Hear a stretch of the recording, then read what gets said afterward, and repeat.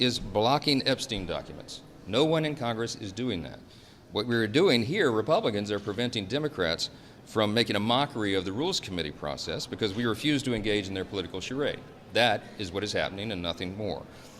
The way Democrats have tried to weaponize this issue is absolutely shameless. And I just want to say this.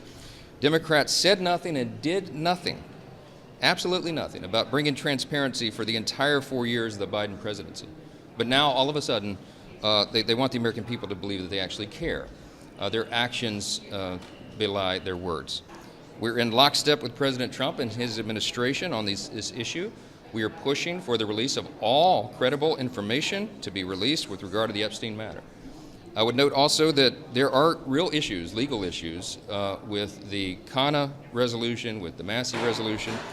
CANA's has no protection whatsoever for the victims of these horrible, unspeakable sex crimes, and Massey's doesn't go far enough.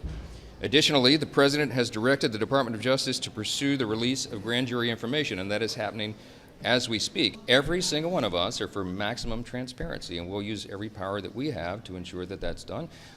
If they see fit to bring in Ghislaine Maxwell for testimony, that's fine. I will note the obvious concern, the caveat that Chairman Comer and I and everyone has, that could she be counted on to tell the truth? Is she a credible witness? I mean, this is a person who's been sentenced to many, many years in prison for terrible, unspeakable conspiratorial acts and acts against innocent young people. I mean, can we trust what she's going to say? Even if she raises her hand and says that she'll testify under oath, is that something that can be trusted? You know, that's a reasonable question. Is that credible evidence? I don't know. But we'll have to see. We have to, uncover everything that we can and let the American people evaluate it. We don't have any fear. No, hold on. No, Reese, no. There's no fear here. No, there's no fear. There's no fear. We're not going to allow the Democrats to use this as a political cudgel. Remember, they had 4 years. Hold on. The Biden administration held the Epstein files for 4 years. Not a single one of these Democrats or anyone in Congress made any peep about that at all. They could have brought a discharge petition at any point in the last 4 years. They chose not to. They waited until President Trump was elected. I think that's very suspect. And I will not allow the House to be drug into political gamesmanship. There's no point in having a vote today because the administration is already doing everything within their power to release them. They've gone to the grand jury. They've requested the courts to unseal the documents so that they can be released. The president himself has said all credible evidence should be put out to the American people while protecting the innocent. That's where we stand as well. There's no point in passing a resolution to urge the administration to do something that they are already doing. And so that's why we're going to let that process play out.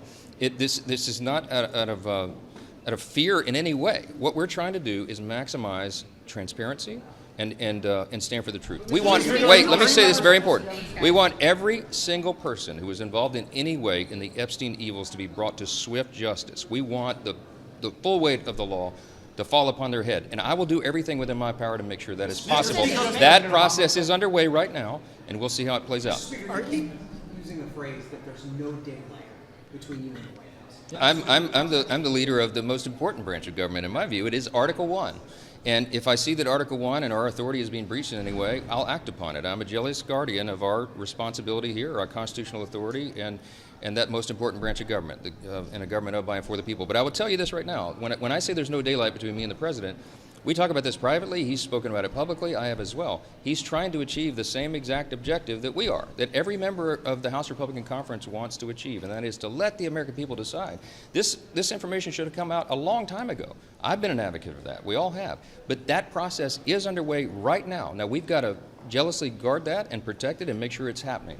And if it doesn't, then we'll take appropriate action when everybody returns here. But we have to allow the court process to play out. That's how it works. I used to be a litigator. There is a standard here, a legal standard that everybody cannot forget.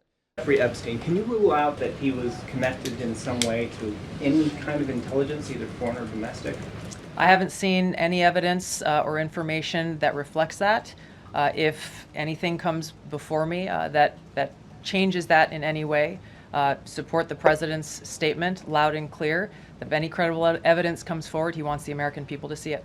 Great. And my second question, just, obviously the developments with the Epstein case with the judge, but I wonder, has the White House counsel, the DOJ explored any other documents that could be released to the public that don't have to do with that grand jury testimony?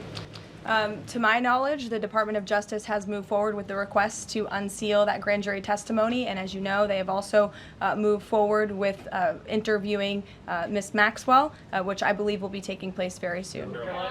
What is the accountability that you would like to see if this current president is the one who brought the case to the Supreme Court and Chief Justice Roberts made clear in his opinion that a sitting president's responsibilities in office cannot lead to prosecution, immunity? So what is it the President Trump wants regarding President Obama, given that fact?